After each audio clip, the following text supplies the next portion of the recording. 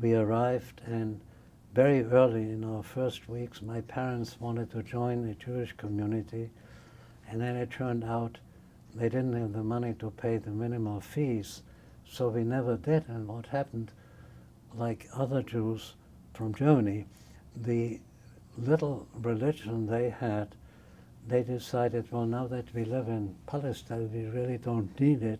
This is a Jewish country, or the beginning of a Jewish country.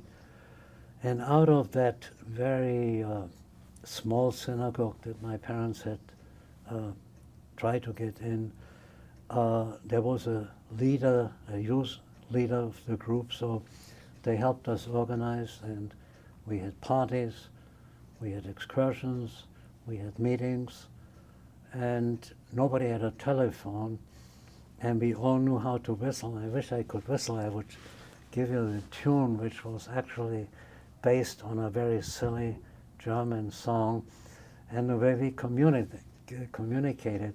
Most of us had bicycles by that time. We lived on the third floor, and somebody whistled our tune, and then we went down, and that's how we communicated, and we had basically a fairly good time.